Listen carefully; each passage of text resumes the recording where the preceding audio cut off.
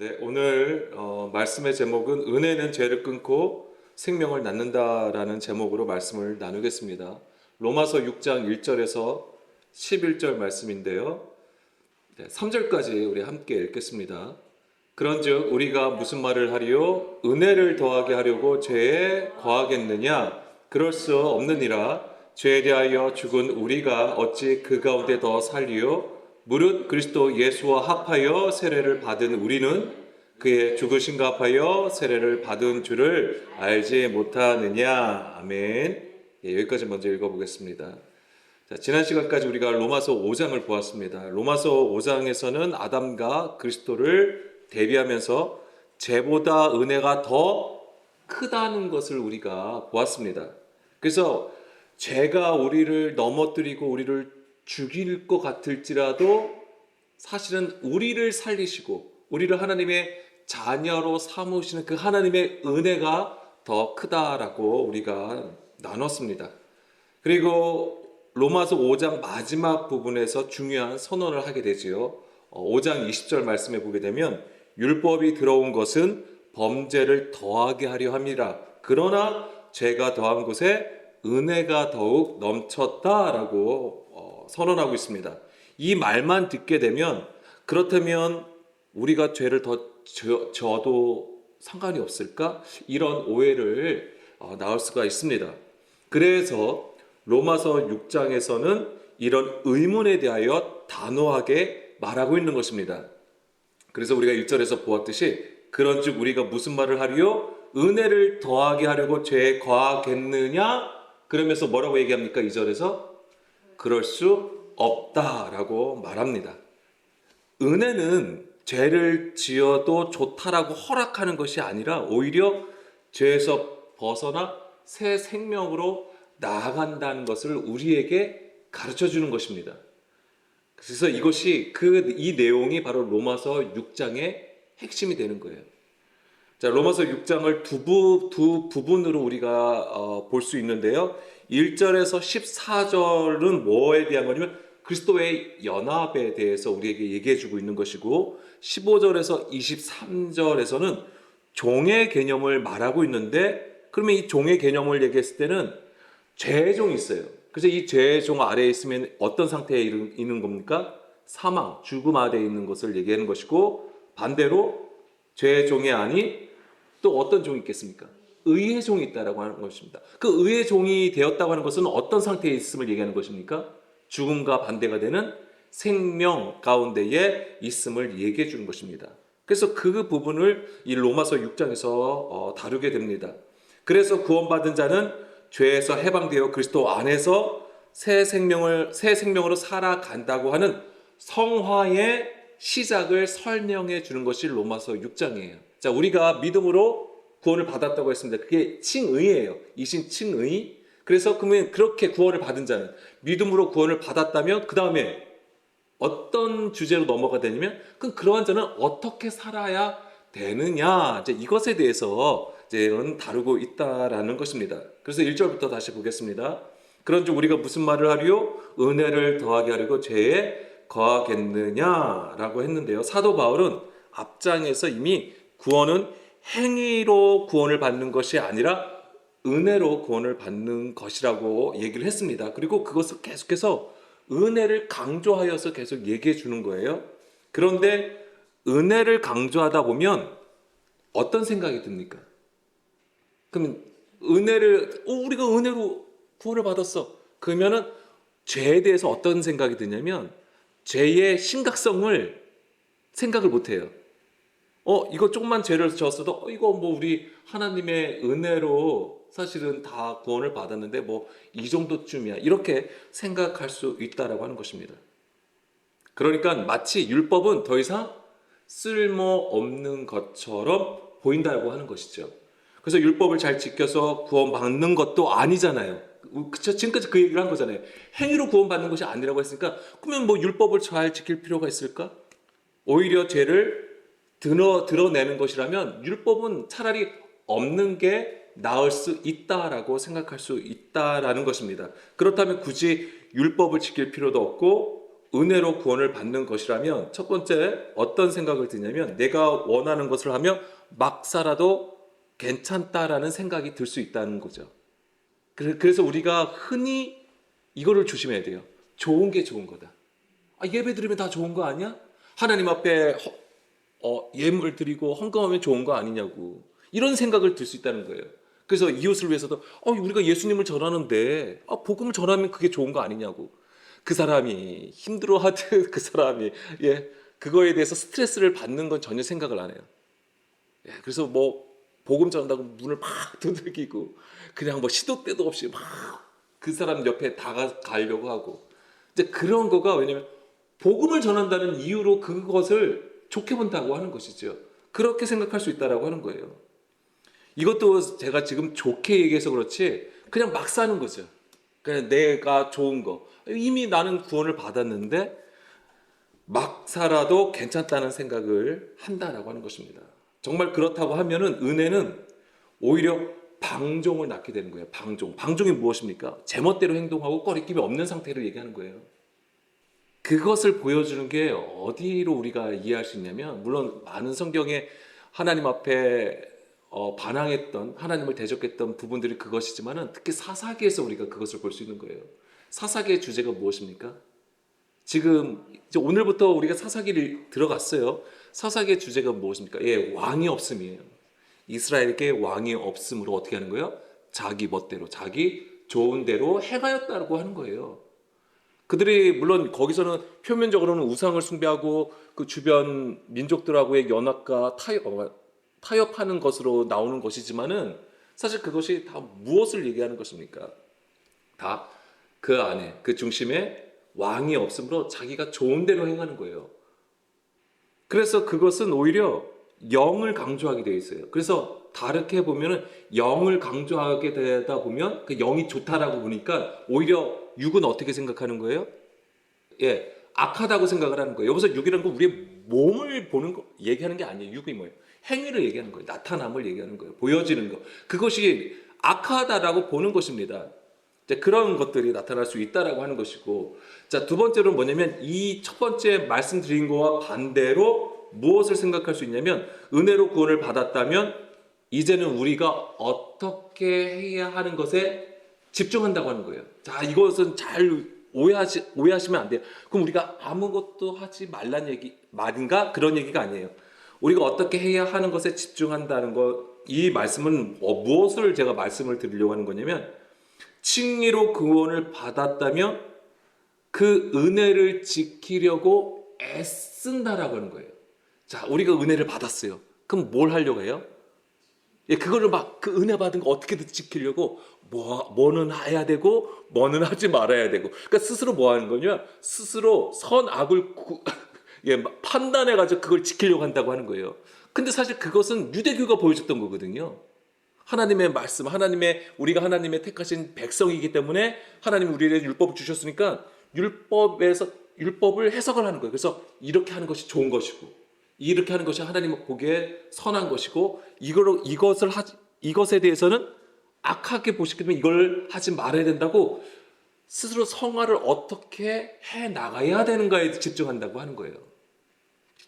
제가 다시 한번 말씀을 드리는데, 그렇다고 우리가 믿어서 구원을 받았다고 해서 은혜로 구원을 받았다고 해서 행하지 말란 얘기가 아닙니다.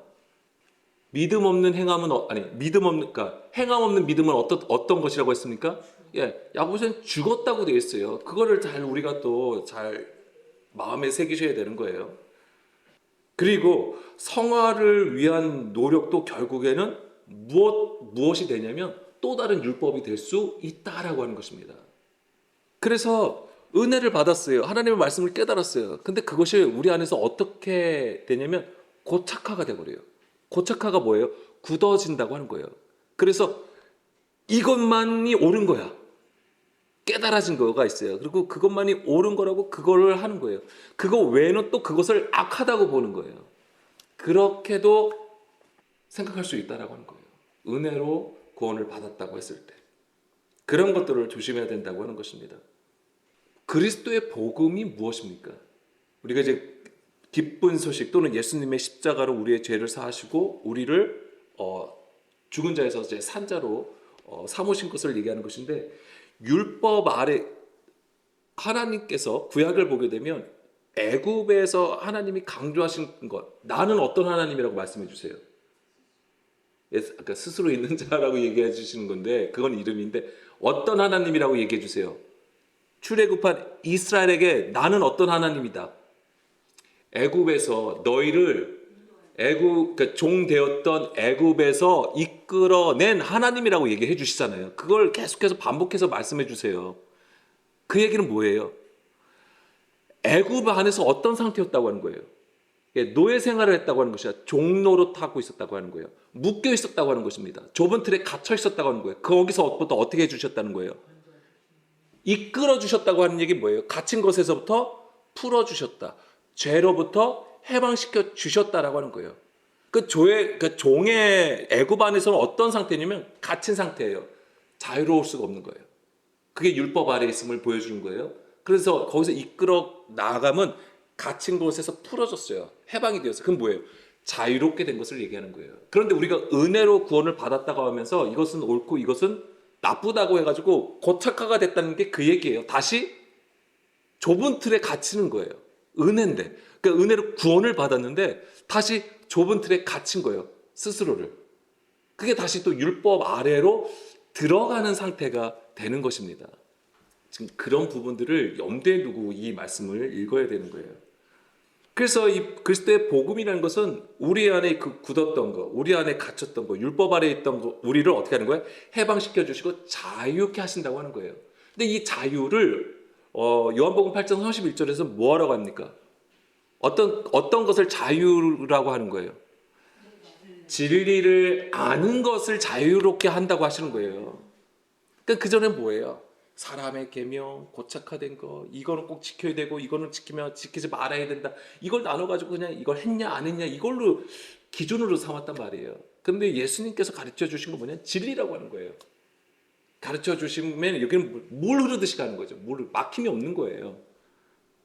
그래서 우리가 성화의 삶을 산다고 하지만은 구원받은 자로서 생활을 한다고 하지만은 그것이 오히려 율법으로 돌아갈 수도 있다라고 하는 거예요. 그러니까 그 함정을 우리가 함정에 빠질 수 있음을 항상 경계하고 주의해야 하는 것입니다. 다시 로마서 6장 1절로 돌아가겠습니다. 여기서 은혜를 더하게 하려고 죄에 거하겠느냐라고 했잖아요. 여기서 거한다라는 것을 뭘 얘기했냐면 에피메노라는 것입니다. 그러니까 이게 무슨 뜻이냐면 뭐뭐 안에 계속 머물겠느냐예요. 뭐뭐 안에 계속 머물겠느냐. 그러니까 여기에는 어떤 의미가 있냐면 계속하다라는 의미를 포함하고 있는 것입니다. 그러니까 너희가 은혜를 받았는데 그 은혜가 있는 곳에 죄가 더한다고 죄가 있는 곳에 은혜가 더한다고 했을 때에 그럼 너는 그 은혜 때문에 계속 죄를 짓겠느냐? 지금 이 얘기를 해주고 있는 거예요. 한번 출애굽한 이스라엘을 한번 보게 되면 출애굽한 것은 이스라엘의 힘이나 능력으로 한 것이 아니죠. 철저하게 하나님께서 그 언약을 기억하시고 행하신 하나님의 은혜로 된 것입니다. 그런데 광야로 나온 이스라엘 백성들은 불만을 터뜨리고 툭하면 뭐라고 얘기하죠? 뭐라고 외치죠? 애굽으로 돌아간다라고 외치는 거예요. 바로 뭐냐면 너희가 애굽에서 나왔는데 애굽으로 돌아갈 수 있겠느냐라고 하는 거예요. 계속해서 너희가 그것을 계속 요구하죠. 하나님은 계속해서 하나님의 약속의 지경으로 이끌어 가려고 하는데 너희는 왜 계속해서 애굽에 머물려 하느냐? 그럴 수 없음을 얘기하는 것이죠. 왜냐하면 애굽에서 나왔잖아요. 애굽 안에 있는 상태가 뭘 얘기하냐면 죄 가운데 있음을 얘기하는 거예요. 근데 너희들은 왜 죄 가운데 계속 머물 수 있겠느냐? 그걸 얘기하는 건데 2절에서 그럴 수 없다라고 얘기하는 것입니다. 오히려 이렇게 얘기합니다. 죄에 대하여 죽은 우리가 어찌 그 가운데서 더 살겠느냐? 그러니까 애굽에서 나온 그것이 뭐냐? 또는 예수님의 십자가의 은혜가 뭐냐? 그 십자가의 그 그리스도의 복음이 뭐냐라고 했을 때에 죄에 대하여 죽었다라고 하는 것입니다. 그래서 우리는 죄에 대하여 죽었다 이렇게 얘기를 하는 것이죠. 그럼 이 얘기는 뭐냐? 죄에 대해서 죽었다고 했을 때는 우리가 가지고 있는 그 죄, 성경에서 말하는 그 죄가 완전히 사라졌느냐, 그걸 얘기하는 게 아니에요. 우리의 죄가 사라진 게 아니에요. 예, 오해하지 마십시오. 우리의 죄 자체가 사라진 것이 아니라 어떻게 된 거예요? 죄의 지배에서, 율법 아래에서 어떻게 된 거예요? 벗어났다. 이 얘기를 하는 거예요. 벗어난 거예요. 우리가 예수님의 은혜로 죄를 사함을 받았어요. 그러면 우리가 죄를 깨끗하게 받았다면 우리 안에 죄성이 없어져야 되잖아요. 그럼 더 이상 죄를 지면 안 되잖아요. 그럼에도 불구하고 우리는 어떤 상태입니까? 계속해서. 물론 온전함으로 나가지 않았기 때문에 그럴 수도 있는 거예요. 온전함으로 나갔다면 절대 우리가 더 이상 죄 가운데로 살 수가 없는 것이죠. 그렇지만 우리는 지금 육신을 가지고 있는 상태이기 때문에 그럴 수가 없다라고 하는 거예요.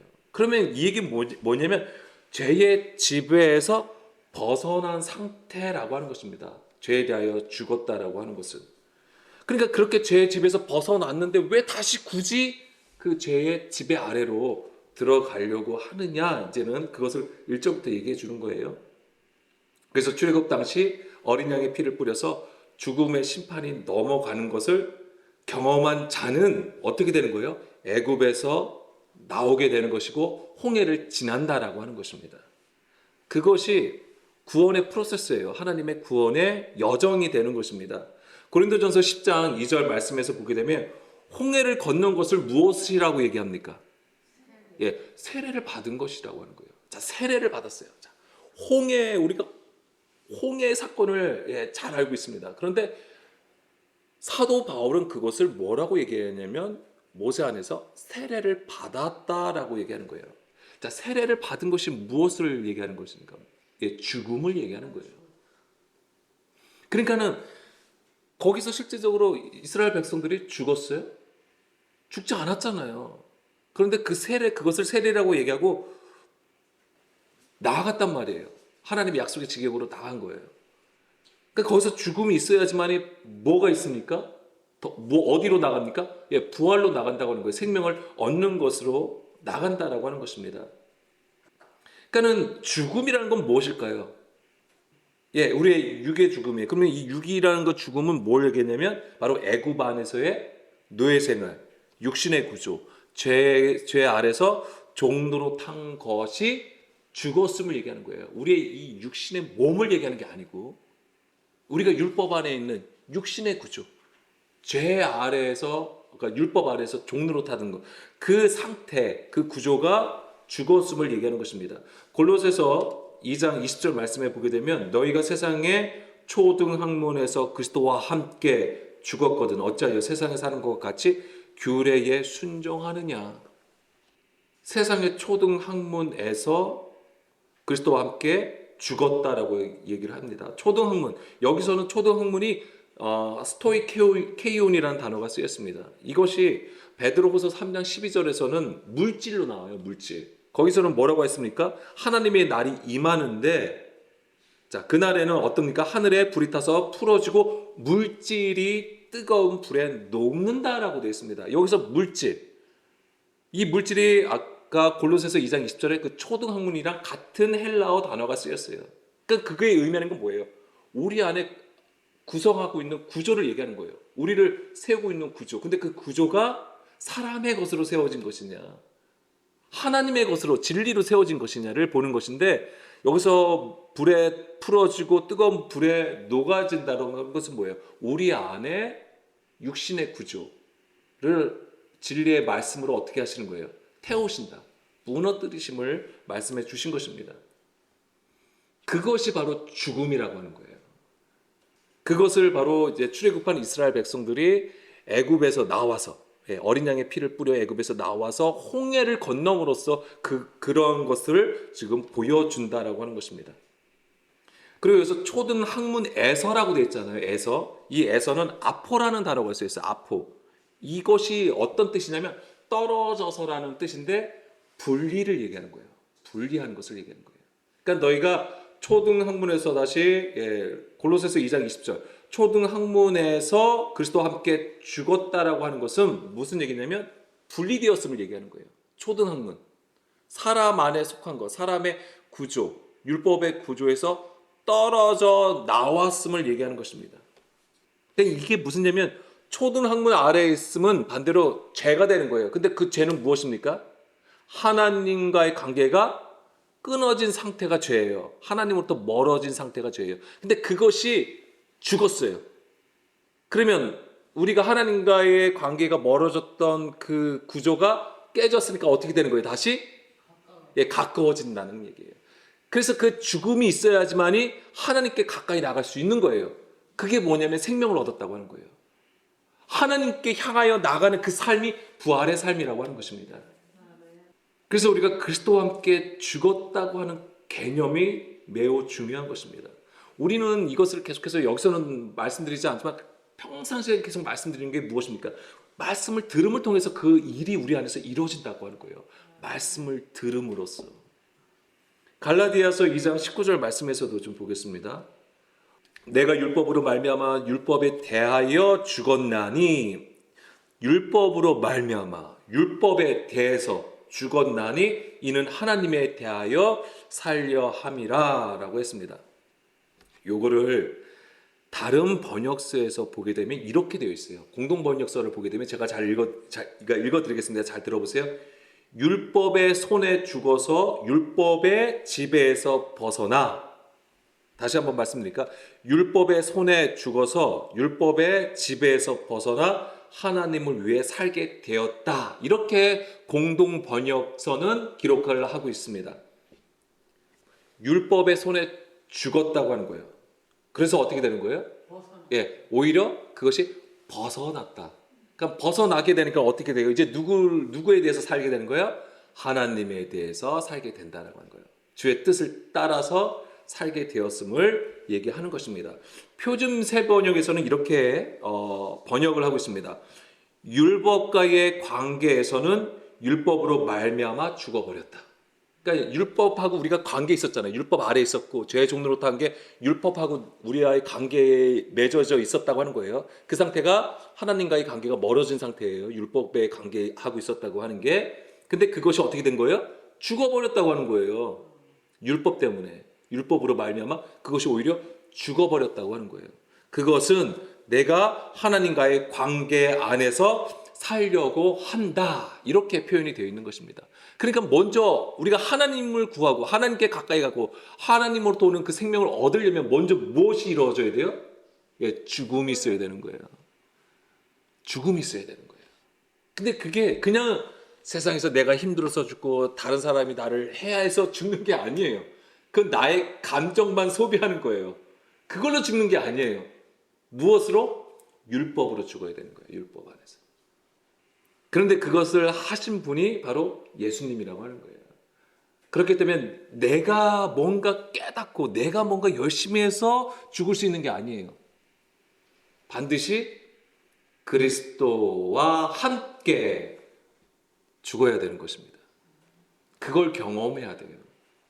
그래서 율법은요, 율법에 지금까지 말씀드린 거예요. 율법의 행위로는 구원이 없다. 즉 율법은 생명을 주기 위한 게 아니에요. 율법의 목적은 무엇입니까? 죄를 깨닫게 하고 드러내는 것에 있는 것입니다. 그래서 율법에 대해 죽었다고 하는 것은 율법으로 나를 정죄하고 지배하던 구조, 즉 율법과의 관계가 끝났다라는 것입니다. 나의 죄를 드러내고 사망에 이르게 했던 구조가 완전히 끊어져 버리는 것이죠. 어떻게 이런 일이 일어날 수 있을까요? 어떻게 이런 일이 일어날까요? 갈라디아서 2장 20절, 바로 밑에 있죠. 내가 그리스도와 함께 십자가에 못 박힐 때 이 일이 일어나게 되는 것입니다. 그러면 어떤 일이 벌어져요? 이제 내가 사는 게 아니라고 하는 거예요. 내가 사는 게 아니고 누가 사시는 거예요? 내 안에 그리스도께서 사시는가. 그러니까 우리가 생명을 얻고 부활의 삶을 산다는 것은 그리스도와 온전히 연합함을 얘기하는 것입니다. 내가 막 사는 게 아니에요. 서두에서 말씀드린 것처럼 내가 은혜를 받고 구원을 받았다고 했을 때에 내가 나 이렇게 예배드리고 싶어. 예배드리는 거 하나님이 원하시는 거잖아. 그렇게 해서 하나님께 드려지는 게 아니라고 하는 것입니다. 그래서 그리스도께서 내 안에 사시게 될 때에 우리는 비로소 하나님과의 관계 중심의 삶을 살 수 있게 되는 거예요. 율법 중심의 삶이 아니라. 성화를 어떻게든 해드려야 된다는 거에 집중하는 게 아니에요. 하나님과의 관계 중심에서 하나님의 선에 참여하면서 살게 되는 것입니다. 로마서 6장 3절 말씀 계속 보겠습니다. 무릇 그리스도 예수와 합하여 세례를 받은 우리는 그의 죽으심과 합하여 세례를 받은 줄을 알지 못하느냐.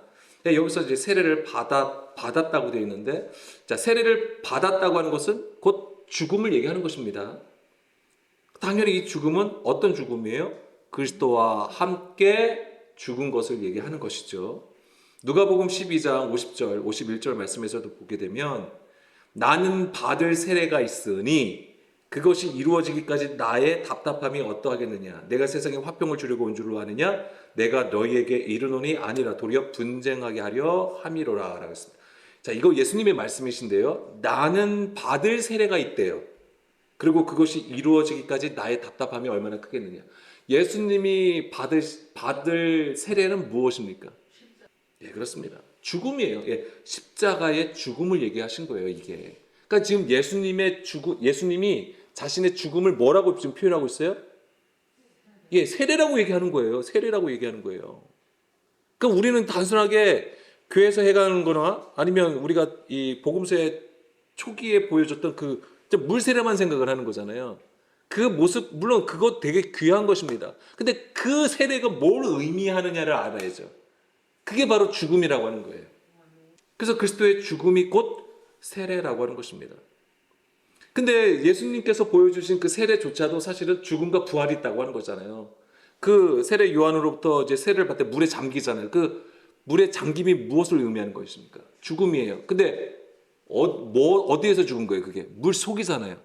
많은 물에서 죽은 거예요. 세상으로부터 죽은 거예요. 세상에서 죽은 거예요. 그 세상은 뭐예요? 율법이에요. 그 안에서 죽은 거예요. 그래서 거기서 나왔어요. 그게 무엇입니까? 부활이에요. 그래서 예수님께서 물에 잠김은 세상에서의 죽음을 의미하는 것이고 그 죽음에서 일어남이 부활을 말하는 것입니다. 그러니까 세례라는 것은 뭐냐면 율법 안에서 죽음을 경험하는 것입니다. 그래서 아까 이 율법은 죄를 깨닫게 하고 드러낸다고 하는 거예요. 그래서 그것으로부터 죽어야 돼요. 그래야지만이 하나님과의 관계가 회복되어 나갈 수 있다라고 하는 것이죠. 그래야지 하나님의 나라의 백성으로 살게 되는 것입니다.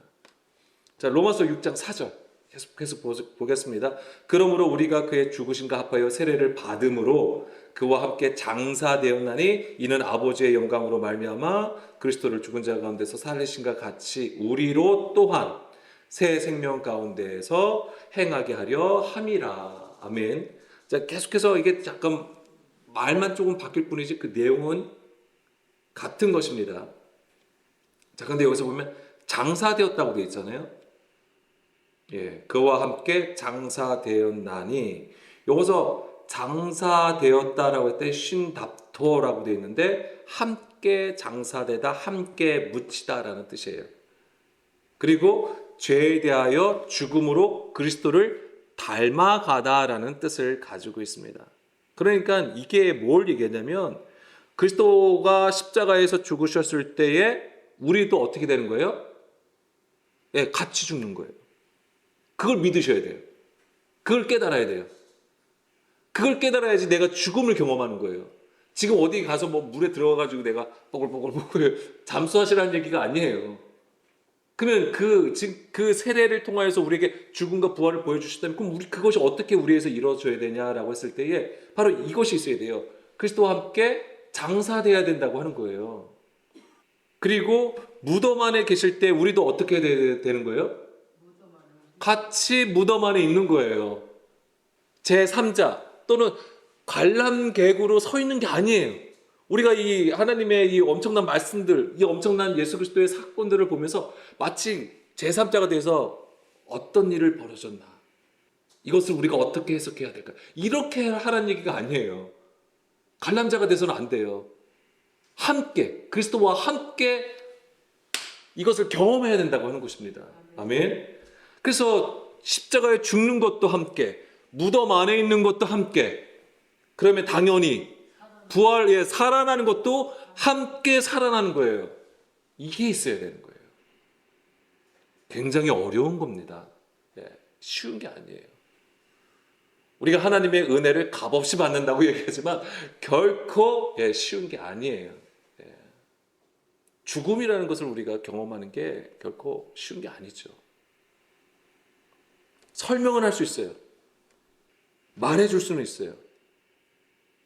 그렇지만 그거는 우리가 받을 수 있는 정보밖에 안 돼요.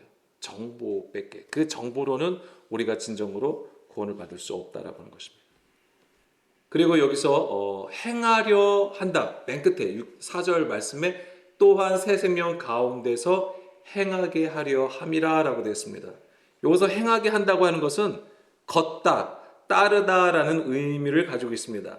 그러니까 이 얘기는 뭐예요? 새 생명 안에서 계속 걸어감을 얘기하는 거예요. 새 생명을 가지고 걸어감을 얘기하는 거예요. 그것이 바로 부활의 삶을 얘기하는 거예요.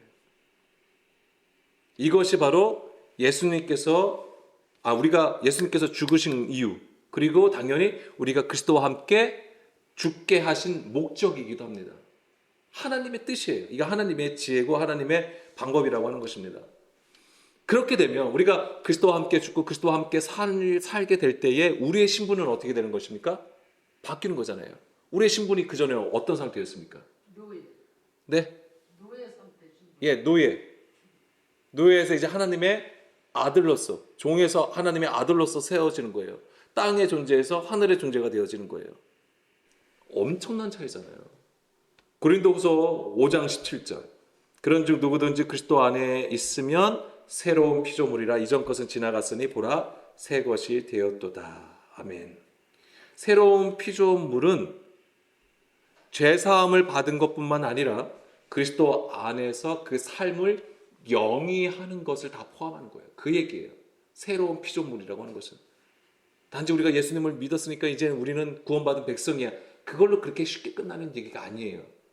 살아감을 얘기하는 거예요. 그리스도 안에서 하나님의 뜻을 따라 살아감을 얘기하는 것입니다. 자, 6장 5절, 로마서 6장 5절 말씀 보게 되면 만일 우리가 그의 죽으심과 같은 모양으로 연합한 자가 되었으면 또한 그의 부활과 같은 모양으로 연합한 자도 되리라. 아멘. 여기서 연합한 자가 나오잖아요. 죽으심과 같은 모양으로 연합한 자. 그가 또한 부활과 같은 모양으로 연합한 자가 된다라고 했습니다. 그러니까 지금까지 계속 얘기한 거예요. 우리가 함께 죽고 함께 사는 거. 근데 여기서 연합이라는 것은 또 뭘 얘기하냐면 이게 쉼휘토스라는 단어예요. 뭐냐면 같이 자란다라는 의미예요. 같이 자란다, 밀접하게 연합하다라는 뜻을 가지고 있습니다. 그러니까 같이 자라는 거예요. 그러니까 이게 단지 그냥 너 내가 죽은 데서 살려줄게. 그리고 넌 살았어. 요걸로 끝나는 게 아니에요. 연합하여서 어떻게 하는 거예요? 같이 자라간다라고 하는 거예요. 자라난다. 어디를 향하여? 하나님을. 예, 하늘을 향하여. 하나님을 향하여. 진리 가운데에서 자라나는 것입니다. 근데 이 연합에서 가장 중요한 게 무엇이냐면 자라난다고 했을 때는 가장 중요한 게 무엇입니까? 예, 뿌리예요. 예, 이걸 놓치시면 안 돼요. 자라난다고 했을 때는 뿌리예요. 자, 우리가 하나님이 거하시는 처소가 되기 위해서 가장 중요한 게 뭐예요? 가장 밑에 깔리는 게? 반석. 예, 반석이에요. 근데 그 반석이 내가 세운 돌이면 안 돼요. 그 반석은 반드시 누구여야 돼요? 예, 예수 그리스도가 반석이셔야지만 그 교회는 온전하게 세워진다라고 하는 것입니다. 그럼 그렇게 세워진 교회가 풍파를 받지 않나요? 받아요. 예, 그걸 아셔야 돼요. 우리는 이걸 착각을 해요. 우리가 예수님을 믿고 교회를 잘 다니고면 환난이 없다고 생각을 해요. 아니에요. 어려움이 닥칠 수 있고요. 예, 풍파가 오고요. 태풍이 올 수도 있어요. 그런데 달라져요. 달라진 게 무엇입니까? 그전하고 달라진 게 끄떡도 안 한다는 얘기죠. 흔들리지 않는다고 하는 거예요. 미혹이 아무리 많은 공격과 미혹이 온다 할지라도 진리로 세워진다고 하는 것입니다. 흔들리지 않는다고 하는 거예요.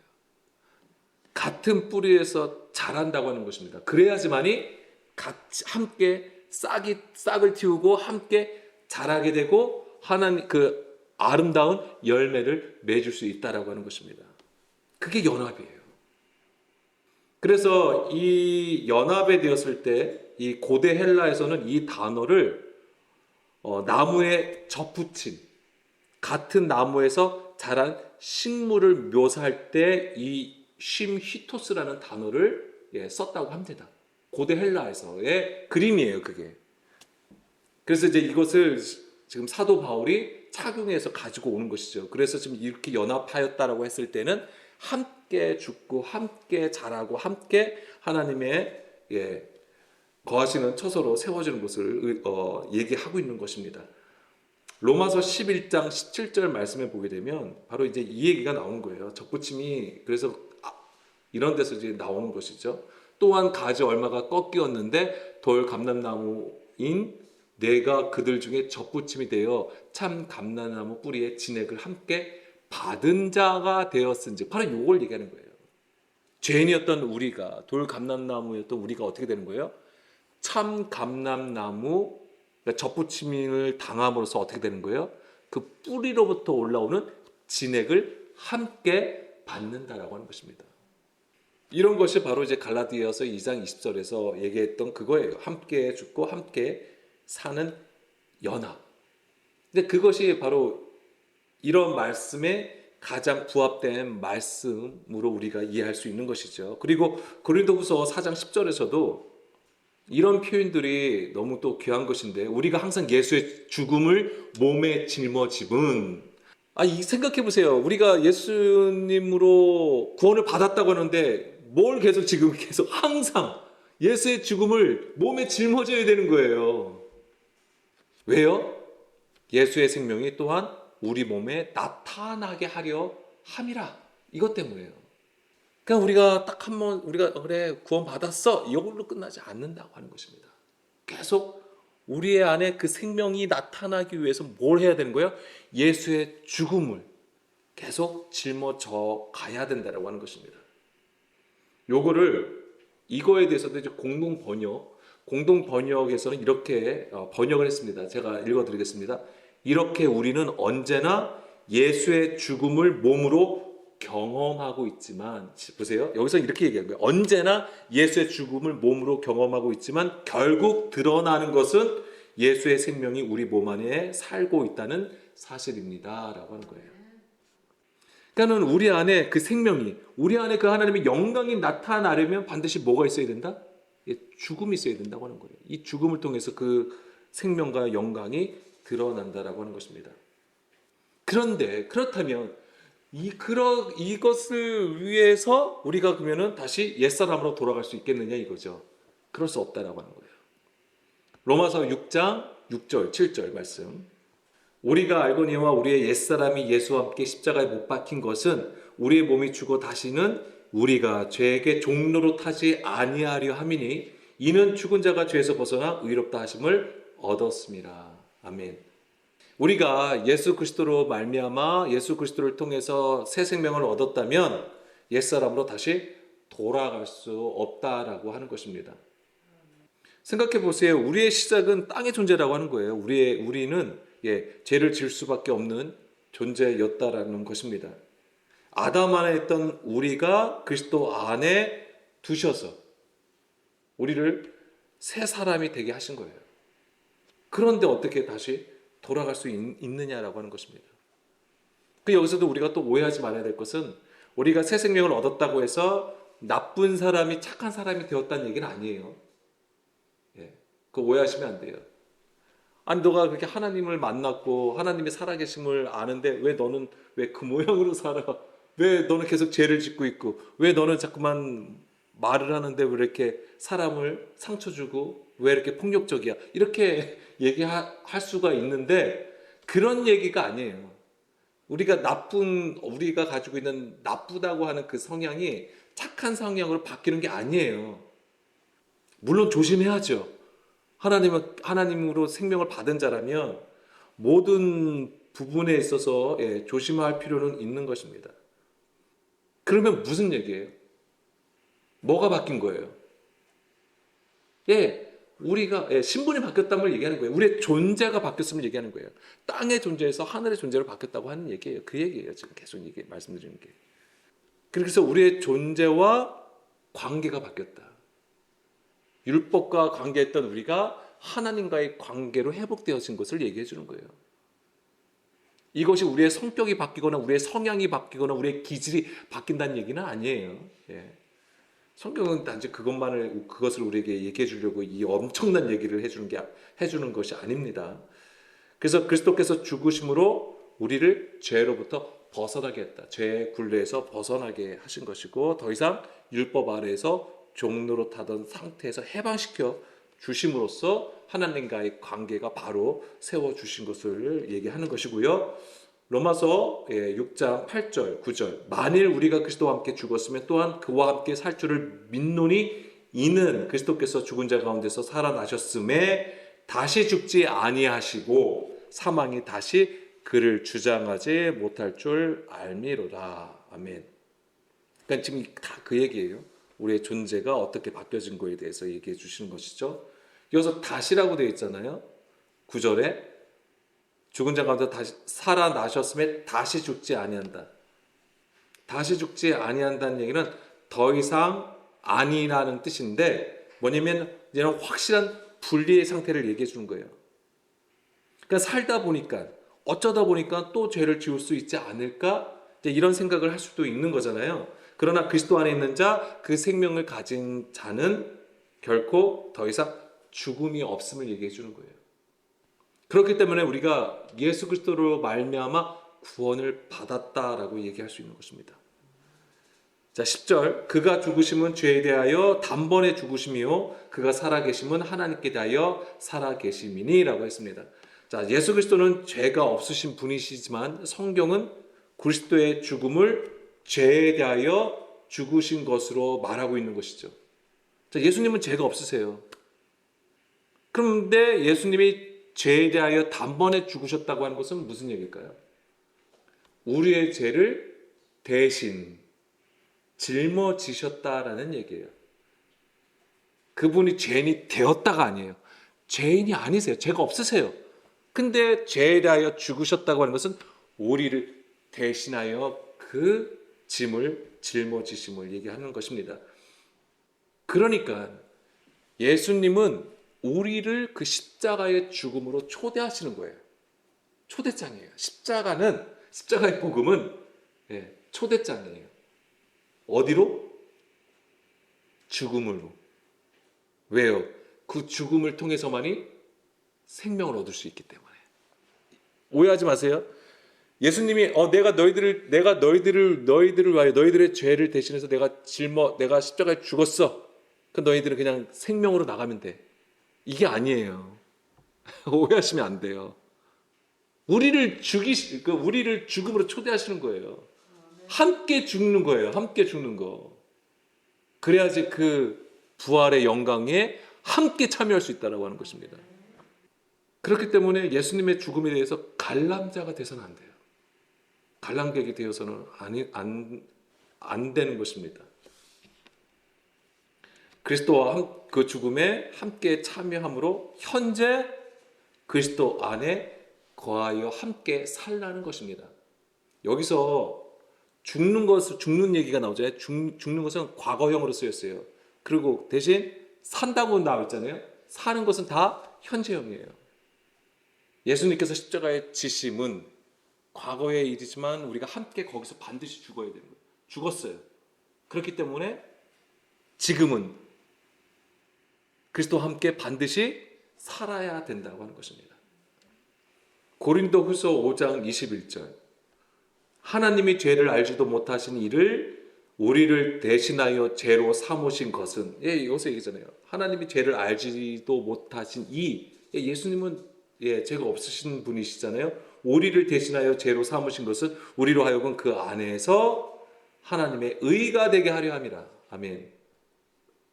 그러니까 예수님의 죽음은 단번에, 그러니까 우리는 이걸 한 번으로 생각하지만 온전함으로 거예요. 위의 것으로 온전하여 드려진 것을 얘기하는 거예요. 그것이 단번에 죽으심이에요. 그래서 하나님의 뜻을 따라 온전한 제사를 이루신 것이죠. 그것이 우리 안에서 어떻게 나타나는 거예요? 성령 세례예요. 그게 성령 세례로 나타나는 것입니다. 진리의 말씀이 임하게 하셔서 깨닫게 하시고 가르쳐 주시고 모든 것 가운데로 인도하신 것으로 우리 안에 율법, 우리 안에 비진리의 것을 깨뜨리시는 거죠. 물질을 불태우시는 것입니다. 그래서 새로운 피조물로 삼으시는 거예요. 새로운 피조물이 가지고 너가 이제 죄가 있던 것에서 없는 상태가 아니라 우리를 땅의 존재에서 하늘의 존재로 삼으신다고 하는 얘기예요. 그렇게 하늘의 존재가 된 자는 죄를 짓지 않는다고 하는 거예요. 죄가 더한 곳에 은혜가 넘치네? 그럼 내가 죄를 져야 이렇게 생각하지 않는다고 하는 얘기예요. 오히려 뭐냐면 더 겸손히 더 낮아진 가운데에 하나님의 의를 나타내고 하나님의 영광을 나타낸다고 하는 것입니다. 로마서 6장 11절, 오늘 11절까지 볼 건데, 의와 같이 너희도 너희 자신을 죄에 대하여는 죽은 자요. 너희 자신을 죄에 대하여는 죽은 자요. 그리스도 예수 안에서 하나님께 대하여는 살아있는 자로 여길지어다. 아멘. 죄에 대하여는 어떤 자입니까? 죽은 자라고 하는 것이고, 예수 안에서 하나님에 대하여서는 살아있는 자라고 하는 것입니다. 그리스도의 죽음이 나의 죽음이 되고 그리스도의 부활이 나의 부활이 되는 공식이 우리 안에서 이루어져야 된다고 하는 것입니다. 성경은요, 우리에게 그리스도와 함께 죽어, 그리고 그리스도와 함께 부활하라고 강요하지 않습니다. 절대 강요하는 게 아니에요. 이거 오해하지 마세요. 그리스도와 함께 죽어야 돼, 그리스도와 함께 살아야 돼, 이것을 강요하는 게 아닙니다. 이것은 이미 이루어졌죠. 이미 이루어진 사건이에요. 그리스도와 함께 그러니까 예수님의 십자가로 이루어진 사건이란 말이에요. 그러면 뭐예요? 이루어진 사건이에요. 그럼 이걸 어떻게 해야 돼요? 우리는 예수님이 이미 십자가에서 죽으셨을 때에 우리가 함께 죽은 자예요. 그럼 이제 이걸 어떻게 해야 되는 거예요? 현재. 그것이 과거형이었어요. 그러면 이제 현재 그럼 어떻게 해야 되는 거예요? 이것이 나타나야 되는 거잖아요. 그걸 하라는 얘기예요. 너 반드시 그리스도와 함께 죽고 살아야 돼. 이거를 강요하는 게 아니라 이미 예수님께서 이미 하셨어. 너희들한테 이미 하나님의 영광과 사지 은혜가 지금 있어. 근데 어떻게 하라는 얘기예요? 드러내라는 얘기예요. 그래서 수건을 벗고 너희들의 그 유기의 껍데기를 벗어내라고 하는 얘기예요. 이게 너무나도 큰 은혜입니다. 그래서 우리는 그래서 이게 진리와 비진리의 싸움이에요. 이게 그 얘기를 하는 거예요. 왜냐하면 우리가 지금 예수 그리스도로 말미암아 하늘의 존재로 삼으셨는데, 하나님의 백성으로 삼으셨는데, 우리는 여전히 뭘 가지고 있는 거예요? 자꾸만 육신의 것을 가지고 하나님께 설려고 한다고 하는 거죠. 그게 뭐예요? 계속 숨겨져 있고 감춰진 상태예요. 덮여진 상태라고 하는 것입니다. 그러니까 성경은 우리에게 뭘 얘기해 주냐면 이미 예수님이 하셨으니까 그 영광을 드러내라는 얘기예요. 깨달으라고 하는 얘기예요. 그래서 들으라고 하는 얘기예요. 그럼 그걸 깨트리는 방법이 우리가 듣고 순종함으로써 그것이 나타난다고 하는 것이죠. 그것을 위해서 우리가 오늘도 하나님의 말씀을 듣는 것입니다. 그래야지만이 이 하나님의 은혜가 우리 가운데 나타나는 거예요. 이 하나님의 크신 사랑과 은혜를 오늘도 우리가 경험하기 간절히 원합니다.